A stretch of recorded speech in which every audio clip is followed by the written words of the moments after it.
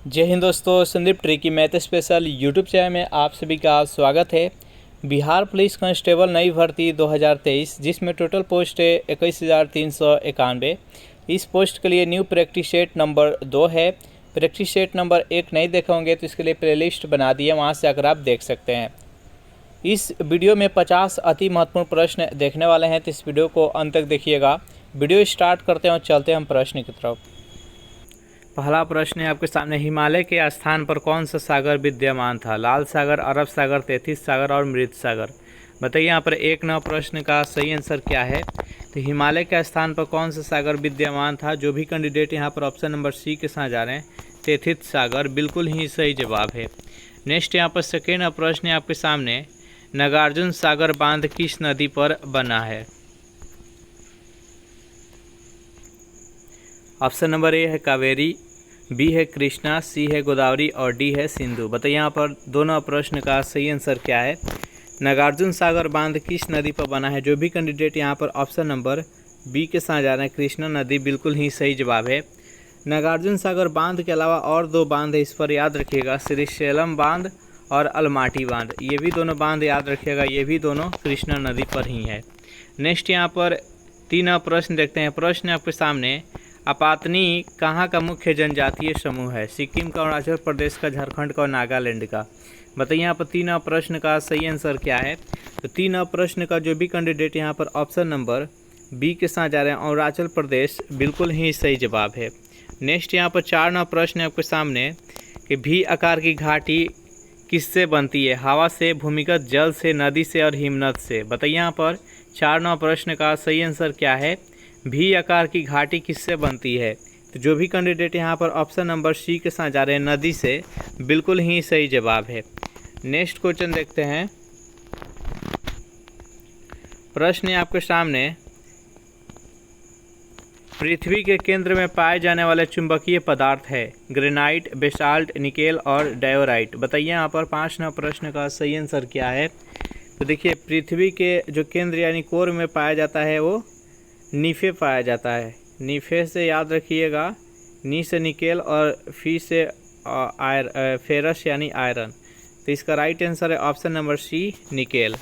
Next question देखते हैं। यहाँ पर 6 प्रश्न है आपके सामने कि ग्रहों की गति का नियम किसने प्रतिपादित किया था? न्यूटन ने, केपलर ने, कोपरनिकस ने और गैलीलियो ने। बताइए यहाँ पर 6 प्रश्न का सही आंसर क्या है। तो ग्रहों की गति का नियम किसने प्रतिपादित किया था? तो केपलर के द्वारा। नेक्स्ट क्वेश्चन देखते हैं। यहाँ पर 7 प्रश्न है आपके सामने, बेहद इंपॉर्टेंट प्रश्न है। डंकन पास किसके बीच स्थित है? चारों ऑप्शन देख लीजिए और बताइए यहाँ पर 7 प्रश्न का सही आंसर क्या है। तो डंकन पास किसके बीच स्थित है? तो दक्षिणी अंडमान और छोटा अंडमान के बीच। जो भी कैंडिडेट यहाँ पर ऑप्शन नंबर सी के साथ जा रहे हैं, बिल्कुल ही सही जवाब है। नेक्स्ट यहाँ पर 8 प्रश्न है आपके सामने, विश्व का सबसे बड़ा नदी द्वीप माजुली का निर्माण करने वाली नदी कौन सी है? कृष्णा, कावेरी, गोदावरी और ब्रह्मपुत्र। बताइए यहाँ पर 8 प्रश्न का सही आंसर क्या है। विश्व का सबसे बड़ी नदी द्वीप का निर्माण किस नदी पर हुआ है? तो ब्रह्मपुत्र नदी। जो भी कैंडिडेट यहाँ पर ऑप्शन नंबर डी के साथ जा रहे हैं, बिल्कुल ही सही जवाब है। और ये किस राज्य में है? तो असम में है। नेक्स्ट यहाँ पर 9 प्रश्न है आपके सामने, महात्मा बुद्ध ने सबसे पहले कहाँ उपदेश दिए थे? चारों ऑप्शन देख लीजिए और बताइए यहाँ पर 9 प्रश्न का सही आंसर क्या है। तो महात्मा बुद्ध ने सबसे पहले उपदेश कहाँ पर दिए थे? तो सारनाथ में। जो भी कैंडिडेट यहाँ पर ऑप्शन नंबर सी के साथ जा रहे हैं, बिल्कुल ही सही जवाब है। और यहाँ पर जो पहला उपदेश दिए थे, इसको क्या बोलते हैं? तो धर्म चक्र परिवर्तन, याद रखिएगा। नेक्स्ट यहाँ पर 10 प्रश्न है, भारतीय अर्थव्यवस्था कैसी है? पूंजीवादी अर्थव्यवस्था है, साम्यवादी अर्थव्यवस्था है, स्वतंत्र अर्थव्यवस्था है, मिश्रित अर्थव्यवस्था है। बताइए यहाँ पर 10 प्रश्न का सही आंसर क्या है। तो भारतीय अर्थव्यवस्था कैसी है? तो मिश्रित अर्थव्यवस्था है। जो भी कैंडिडेट यहाँ पर ऑप्शन नंबर डी के साथ जा रहे हैं, बिल्कुल ही सही जवाब है। सेशन आप लोग को अच्छा लग रहा है तो वीडियो को लाइक कर दीजिए, अपने दोस्तों के पास शेयर कर दीजिए। और जो भी कैंडिडेट अभी तक इस चैनल को सब्सक्राइब नहीं किए होंगे तो फटाफट चैनल को सब्सक्राइब कर लीजिए। नेक्स्ट यहाँ पर 11 प्रश्न है कि ग्रामीण अधिवासों में किस प्रकार के व्यवसायों की प्रधानता रहती है? यानी ग्रामीण इलाका में किस प्रकार के व्यवसाय मैक्सिमम होता है? प्राथमिक, द्वितीय, तृतीय और चतुर्थ। बताइए यहाँ पर 11वां प्रश्न का सही आंसर क्या है? जो भी कैंडिडेट यहाँ पर ऑप्शन नंबर ए के साथ जा रहे हैं, प्राथमिक बिल्कुल ही सही जवाब। प्राथमिक क्षेत्र में क्या आएगा? तो पशुपालन हो गया, डेयरी दुग्ध उत्पादन हो गया, कृषि हो गया, ये सब प्राथमिक क्षेत्र के अंतर्गत आता है। नेक्स्ट यहाँ पर 12वां प्रश्न आपके सामने कि जनगणना 2011 के अनुसार भारत के निम्नलिखित में से किस राज्य में बच्चों के लिंग अनुपात सबसे कम है? पंजाब, हरियाणा, गुजरात, राजस्थान। बताइए यहाँ पर 12वां प्रश्न का सही आंसर क्या है? तो सबसे कम लिंगानुपात किस राज्य का है बच्चों की? तो हरियाणा की। जो भी कैंडिडेट यहाँ पर ऑप्शन नंबर बी के साथ जा रहे हैं, बिल्कुल ही सही जवाब है। नेक्स्ट यहाँ पर 13वां प्रश्न है कि थोक मूल्य सूचकांक के आंकड़े कौन जारी करता है? चारों ऑप्शन देख लीजिए और बताइए यहाँ पर 13वां प्रश्न का सही आंसर क्या है? तो थोक मूल्य सूचकांक के आंकड़े कौन जारी करता है? तो वाणिज्य और उद्योग मंत्रालय। जो भी कैंडिडेट यहाँ पर ऑप्शन नंबर डी के साथ जा रहे हैं, बिल्कुल ही सही जवाब है। नेक्स्ट यहाँ पर 14वां प्रश्न है कि ग्रेशम का नियम किससे संबंधित है? उपभोग एवं मांग से, आपूर्ति एवं मांग से, मुद्रा के प्रचलन से और घाटे की अर्थव्यवस्था से। बताइए यहाँ पर 14वां प्रश्न का सही आंसर क्या है? तो 14वां प्रश्न का जो भी कैंडिडेट यहाँ पर ऑप्शन नंबर सी के साथ जा रहे हैं, मुद्रा के प्रचलन से, बिल्कुल ही सही जवाब है। नेक्स्ट 15वां प्रश्न देखते हैं। प्रश्न आपके सामने, भारत में योजना से संबंधित सबसे पहला विचार प्रस्तुत करने का श्रेय किसे जाता है? पंडित जवाहरलाल नेहरू को, एम विश्वेश्वरैया को, मुंबई के उद्योगपतियों को और श्री मन नारायण को। बताइए यहाँ पर 15वां प्रश्न का सही आंसर क्या है? तो 15वां प्रश्न का जो भी कैंडिडेट यहाँ पर ऑप्शन नंबर बी के साथ जा रहे हैं, एम विश्वेश्वरैया को, बिल्कुल ही सही जवाब है। नेक्स्ट यहाँ पर 16वां प्रश्न है कि वेल्थ ऑफ नेशंस पुस्तक के लेखक कौन है? एडम स्मिथ, मार्शल, पिग्गू और किन्स। बताइए यहाँ पर 16वां प्रश्न का सही आंसर क्या है? तो वेल्थ ऑफ नेशंस पुस्तक के लेखक कौन है? तो जो भी कैंडिडेट यहाँ पर ऑप्शन नंबर ए के साथ जा रहे हैं, एडम स्मिथ, बिल्कुल ही सही जवाब है। चलिए नेक्स्ट यहाँ पर 17वां प्रश्न है कि वातावरण में सर्वाधिक मात्रा में पाई जाने वाली गैस कौन सी है? कार्बन डाइऑक्साइड, हीलियम, नाइट्रोजन और ऑक्सीजन। बताइए यहाँ पर 17वां प्रश्न का सही आंसर क्या है? तो वातावरण में सर्वाधिक पाई जाने वाली गैस कौन सी है? तो सबसे अधिक है जो कि नाइट्रोजन है 78 है, उसके दूसरे स्थान पर 21 होता है वो ऑक्सीजन की, तीसरे स्थान पर आर्गन आता है और चौथे स्थान पर कार्बन डाइऑक्साइड आता है। इस प्रश्न का राइट आंसर है ऑप्शन नंबर सी। नेक्स्ट यहाँ पर 18वां प्रश्न की रेडियोधर्मिता की यूनिट है एंगस्ट्रम, कैंडेला, फेर्मी और क्यूरी। बताइए यहाँ पर 18वां प्रश्न का सही आंसर क्या है? तो रेडियोधर्मिता की यूनिट होता है वो क्यूरी होता है। जो भी कैंडिडेट ऑप्शन नंबर डी के साथ जा रहे हैं, बिल्कुल ही सही जवाब है। चलिए नेक्स्ट यहाँ पर 19वां प्रश्न आपके सामने बेहद इंपॉर्टेंट प्रश्न है कि लोहे के पाइपों को संक्षारण से यानी जंग लगने से बचाने के लिए उसके ऊपर जस्ते की परत चढ़ाई जाती है, इस प्रक्रिया को क्या कहते हैं? जल्दी से बताइए यहाँ पर 19वां प्रश्न का सही आंसर क्या है? उसको गैल्वेनीकरण या जस्तीकरण कहा जाता है। जो भी कैंडिडेट यहाँ पर ऑप्शन नंबर सी के साथ जा रहे हैं, बिल्कुल ही सही जवाब है। चलिए 20वां प्रश्न की इलेक्ट्रॉन ग्रहण करने की प्रवृत्ति को क्या कहते हैं? ऑक्सीकरण, अवकरण, उत्प्रेरण और अभिप्रेरण। बताइए यहाँ पर 20वां प्रश्न का सही आंसर क्या है? तो इलेक्ट्रॉन ग्रहण करने की प्रवृत्ति को क्या कहा जाता है? तो उसको अवकरण कहा जाता है। जो भी कैंडिडेट यहाँ पर ऑप्शन नंबर बी के साथ जा रहे हैं, बिल्कुल ही सही जवाब है। अगर इलेक्ट्रॉन त्यागते हैं तो उसको क्या कहते हैं? तो ऑक्सीकरण कहते हैं। नेक्स्ट यहाँ पर 21वां प्रश्न आपके सामने कि चाकू से काटे जा सकने वाले धातु इनमें से कौन सा है? तांबा, लोहा, सीसा और सोडियम। बताइए यहाँ पर 21वां प्रश्न का सही आंसर क्या है? इनमें से कौन सा धातु है जिसे चाकू से काटा जा सकता है? तो सोडियम। बहुत ही मुलायम होता है, आसानी से चाकू से काटा जा सकता है। तो इसका right answer option number D. इसको केरोसिन तेल में डुबा कर रखा जाता है, कैसे केरोसिन तेल में ऑक्सीजन नहीं होता है और ये ऑक्सीजन के संपर्क में आते ही जलना शुरू कर देता है। नेक्स्ट प्रश्न देखते हैं यहाँ पर 22वां प्रश्न आपके सामने कि निम्नलिखित में से किसने स्वयं को हिंदुस्तान का तोता कहा था? चारों ऑप्शन देख लीजिए और बताइए यहाँ पर 22वां प्रश्न का सही आंसर क्या है? तो हिंदुस्तान का तोता किसने कहा था अपने आप को? तो तोते हिंद यानी अमीर खुसरो। जो भी कैंडिडेट यहाँ पर ऑप्शन नंबर सी के साथ जा रहे हैं, बिल्कुल ही सही जवाब है। अगर इस सेशन का आपको पीडीएफ चाहिए तो उसके लिए टेलीग्राम ग्रुप बना दिया, जिसका लिंक इसी वीडियो के नीचे डिस्क्रिप्शन में मिल जाएगा, वहाँ से ज्वाइन करके इसका पीडीएफ डाउनलोड कर सकते हैं। नेक्स्ट यहाँ पर 23वां प्रश्न आपके सामने कि निम्नलिखित में से कौन मुगल शासक बीड़ा वादन के लिए प्रसिद्ध था? अकबर, हुमायूं, औरंगजेब और बाबर। बताइए यहाँ पर 23 नंबर प्रश्न का सही आंसर क्या है? तो 23 नंबर प्रश्न का जो भी कैंडिडेट यहाँ पर ऑप्शन नंबर सी के साथ जा रहे हैं, औरंगजेब बता रहे हैं, बिल्कुल ही सही जवाब है। नेक्स्ट यहाँ पर 24वां प्रश्न है कि जैन धर्म के प्रथम तीर्थकर कौन थे? ऋषभदेव, पार्श्वनाथ, नेमिनाथ और महावीर। बताइए यहाँ पर 24वां प्रश्न का सही आंसर क्या है? जैन धर्म के प्रथम तीर्थकर कौन थे? तो अगर जैन धर्म के पहला तीर्थकर बोला जाए तो यहाँ पर ऋषभदेव हो जाएगा।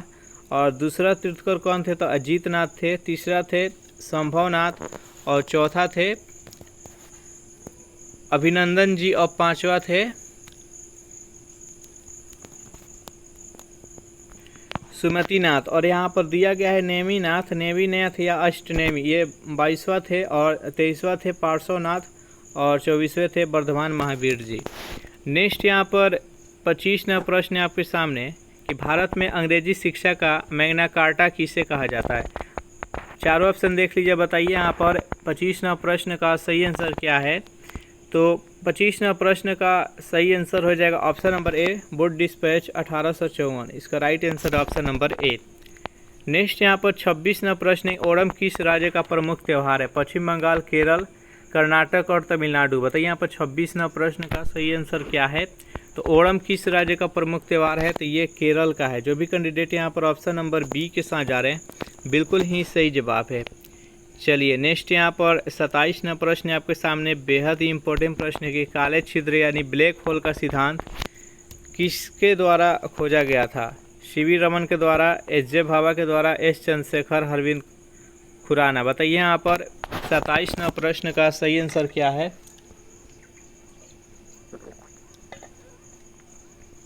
तो 27वां प्रश्न का जो भी कैंडिडेट यहाँ पर ऑप्शन नंबर सी के साथ जा रहे हैं, एस. चंद्रशेखर, बिल्कुल ही सही जवाब है।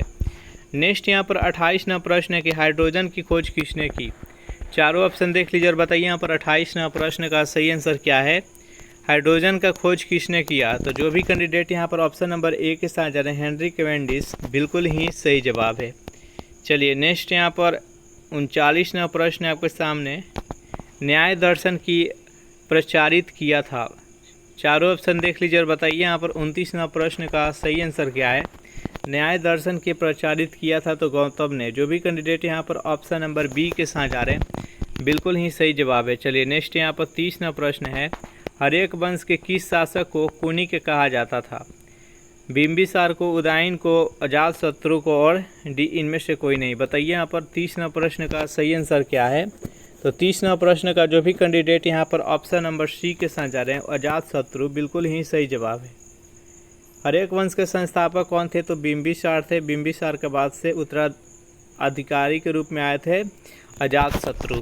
नेक्स्ट यहाँ पर प्रश्न है आपके सामने कि गौतम बुद्ध ने अपना पहला उपदेश कहाँ दिया था? तो पहला उपदेश सारनाथ में दिए थे। ज्ञान की प्राप्ति बोध गया में हुआ था, जन्म लुम्बिनी में हुआ था और उनका देहांत कहाँ पर हुआ था? कुशीनगर में। नेक्स्ट क्वेश्चन देखते हैं यहाँ पर 32वां प्रश्न के गुप्त वंश के किस शासक ने स्वयं को यानी सर्वप्रथम महाधिराज की उपाधि धारण की थी? चारों ऑप्शन देख लीजिए, बताइए यहाँ पर 32वां प्रश्न का सही आंसर क्या है? तो चंद्रगुप्त ने। जो भी कैंडिडेट यहाँ पर ऑप्शन नंबर बी के साथ जा रहे हैं, बिल्कुल ही सही जवाब है।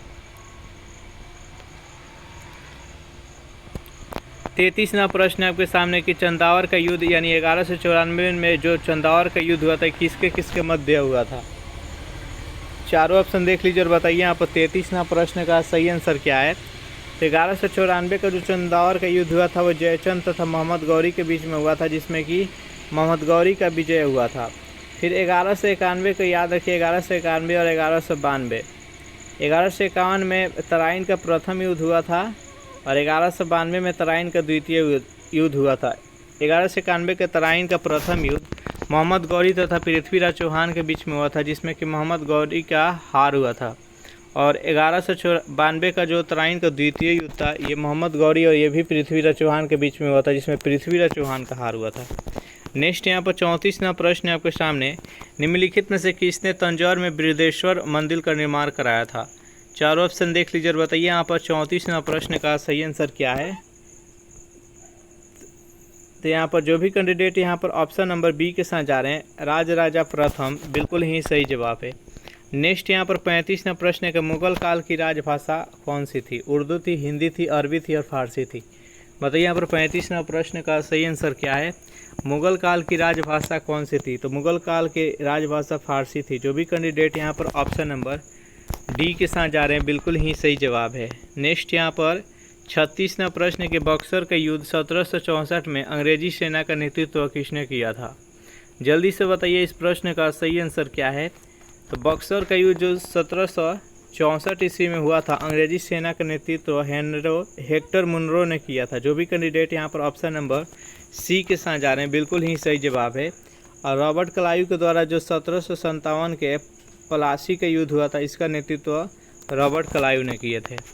नेक्स्ट यहाँ पर 37वां प्रश्न आपके सामने है कि भारत से ब्रिटेन की ओर संपत्ति का अपहरण का सिद्धांत किसने प्रतिपादित किया था? गोपाल कृष्ण गोखले ने, दादा भाई नौरोजी ने, सुरेंद्र नाथ बनर्जी ने, लाला लाजपत राय ने। बताइए यहाँ पर 37वां प्रश्न का सही आंसर क्या है? तो 37वां प्रश्न का जो भी कैंडिडेट यहाँ पर ऑप्शन नंबर सी के साथ जा रहे हैं सुरेंद्र नाथ बनर्जी, बिल्कुल ही सही जवाब है। नेक्स्ट यहाँ पर 38वां प्रश्न कि अखिल भारतीय किसान सभा के प्रथम सत्र की अध्यक्षता किसने की थी? चारों ऑप्शन देख लीजिए और बताइए यहाँ पर 38वां प्रश्न का सही आंसर क्या है? तो अखिल भारतीय किसान सभा के प्रथम सत्र की अध्यक्षता स्वामी सहजानंद के द्वारा किया गया था। जो भी कैंडिडेट यहाँ पर ऑप्शन नंबर ए के साथ जा रहे हैं बिल्कुल ही सही जवाब है। नेक्स्ट यहाँ पर 39वां प्रश्न आपके सामने, निम्नलिखित आंदोलनों में से किसमें महात्मा गांधी ने भूख हड़ताल को एक हथियार के रूप में पहली बार प्रयोग किया था? चारों ऑप्शन देख लीजिए और बताइए यहाँ पर 39वां प्रश्न का सही आंसर क्या है? तो जो 1918 का अहमदाबाद के मिल मजदूर हड़ताल था, इसमें भूख हड़ताल किए थे महात्मा गांधी ने, तो इसका right answer option number C. Bardoli आंदोलन 1928 में हुआ था और इसका नेतृत्व सरदार वल्लभ भाई पटेल ने किए थे। 1920 से 1922 असहयोग आंदोलन हुआ था। 1920 में स्टार्ट हुआ तो इसका नेतृत्व महात्मा गांधी जी ने किए थे और 1922 में चौरी चौरा कांड के उपरांत इसको स्थगित कर दिया गया था। 1919 में रॉलेट एक्ट पारित हुआ था और 13 अप्रैल 1919 को जालियांवाला बाग हत्याकांड हुआ था। नेक्स्ट यहाँ पर 40वां प्रश्न आपके सामने बेहद इंपॉर्टेंट प्रश्न है कि लिफ्ट में व्यक्ति का भार तब अधिक होगा जबकि लिफ्ट। चारों ऑप्शन देख लीजिए और बताइए यहाँ पर 40वां प्रश्न का सही आंसर क्या है? तो यहाँ पर बोला जा रहा है कि लिफ्ट में व्यक्ति का भार कौन सी स्थिति में अधिक होगा?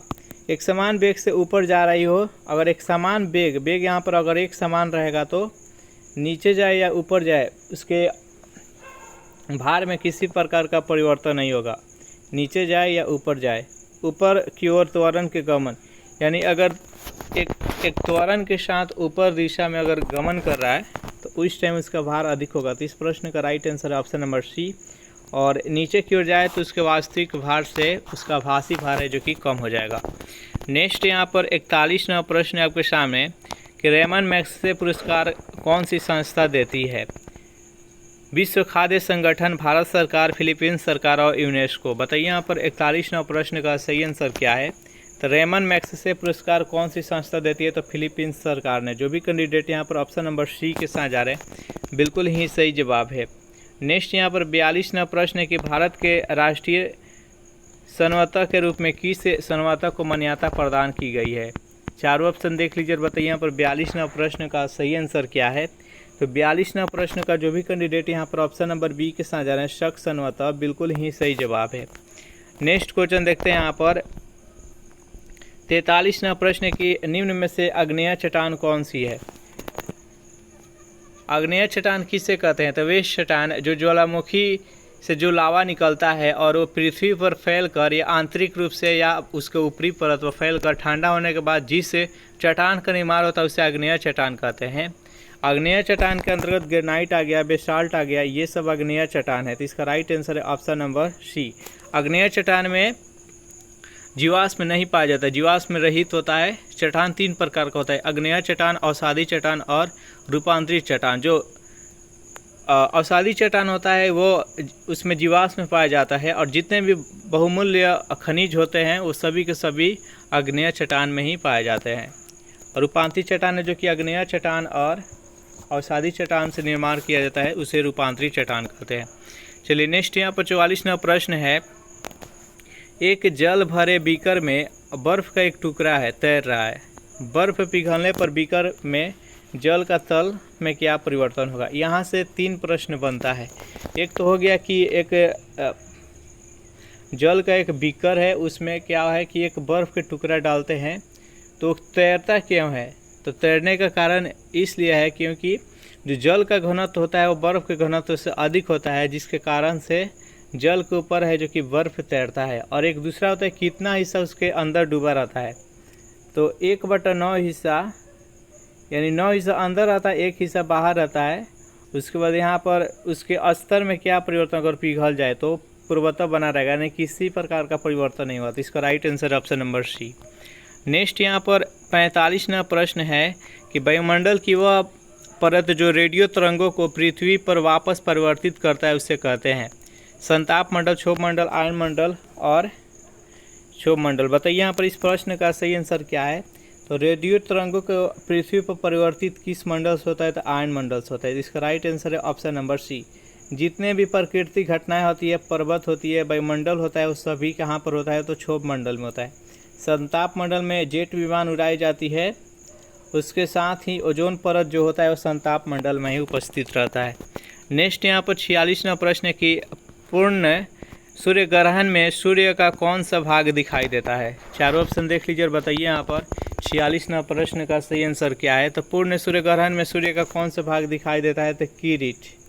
जो भी कैंडिडेट यहाँ पर ऑप्शन नंबर बी के साथ जा रहे हैं बिल्कुल ही सही जवाब है। सूर्य ग्रहण कब लगता है, तो सूर्य ग्रहण कब लगता है, तो जब सूर्य और पृथ्वी के बीच में जब चंद्रमा आ जाए तो उसको उस टाइम सूर्य ग्रहण लगता है। और सूर्य ग्रहण अमावस्या के दिन लगता है। इसका राइट आंसर है ऑप्शन नंबर बी। चलिए नेक्स्ट यहाँ पर 47वां प्रश्न है कि 1857 के विद्रोह का नेतृत्व बिहार में किसने किया था। जल्दी से बताइए यहाँ पर 47वां प्रश्न का सही आंसर क्या है। तो बिहार में भोजपुर के जगदीशपुर से वीर कुंवर सिंह ने नेतृत्व किए थे। तो इसका right answer option number B. Next यहाँ पर 48वां प्रश्न है, यदि आप समतल दर्पण की ओर 10 सेंटीमीटर प्रति सेकेंड की वेग से जा रहे हैं तो आपका प्रतिबिंब आपकी ओर कितने वेग से आएगा, तो दुगुने वेग से आएगा। 10 सेंटीमीटर है तो 20 सेंटीमीटर वेग से प्रतिबिंब आपके तरफ आएगा। तो इसका right answer option number C. Next यहाँ पर 49वां प्रश्न आपके सामने बेहद इंपॉर्टेंट प्रश्न है। जल्दी से बताइए इस प्रश्न का सही आंसर क्या है। प्रश्न है कि भारतीय राष्ट्रीय कांग्रेस की सबसे पहली महिला अध्यक्ष थी। देखिए यहाँ से 2 प्रश्न बनता है। एक प्रश्न बनता है कि भारतीय राष्ट्रीय कांग्रेस के सबसे पहली महिला अध्यक्ष कौन थी। तो सबसे पहले अगर महिला अध्यक्ष से पूछा जाए तो वहाँ उस स्थिति में एनी बेसेंट हो जाएगा। अगर पूछा जाए कि प्रथम भारतीय महिला अध्यक्ष तो सरोजिनी नायडू हो जाएगा। भारतीय राष्ट्रीय कांग्रेस का स्थापना कब हुआ, तो भारतीय राष्ट्रीय कांग्रेस का स्थापना 1885 में एओ ह्यूम के द्वारा किया गया और इसका प्रथम अध्यक्ष कौन थे, तो व्योमेश चंद्र बनर्जी थे। नेक्स्ट यहाँ पर 50वां प्रश्न आपके सामने कि समस्थानिक होते हैं किसी एक ही तत्व के परमाणु जिनका। तो देखिए समस्थानिक, समभारिक और समन्यूट्रॉनिक के बारे में समझ लेते हैं। यहाँ पर समस्थानिक किसे कहते हैं, तो समस्थानिक याद रखिएगा, जब एक ही तत्व के परमाणु द्रव्यमान अलग अलग हो, परमाणु संख्या समान हो, परमाणु द्रव्यमान अलग अलग हो, उसे समस्थानिक कहते हैं। जैसे हाइड्रोजन का 3 समस्थानिक आप जानते होंगे। यहाँ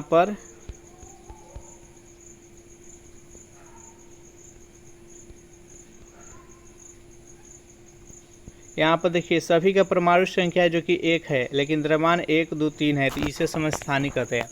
समभारिक किसे कहते हैं, जिसका परमाणु द्रव्यमान अलग अलग होता है। 2 अलग अलग तत्वों का परमाणु द्रव्यमान है जो कि समान होता है, उसको समभारिक कहते हैं। और समन्यूट्रॉनिक क्या होता है, नहीं तो उसका परमाणु संख्या समान होता है, नहीं उसका परमाणु द्रव्यमान समान होता है, केवल उसके न्यूट्रॉनों की संख्या समान होता है, उसे समन्यूट्रॉनिक कहा जाता है। तो इस प्रकार से सेशन यहीं पर समाप्त हो रहा है। सेशन आप लोग को कैसा लगा जरूर कमेंट करके बताइएगा। सेशन आप लोग को अच्छा लगा हो तो वीडियो को लाइक कर दीजिए, अपने दोस्तों के पास शेयर कर दीजिए। और जो भी कैंडिडेट अभी तक इस चैनल को सब्सक्राइब नहीं किए होंगे तो चैनल को फटाफट सब्सक्राइब कर लीजिए। Thanks for watching this video. मिलते हैं नेक्स्ट वीडियो में।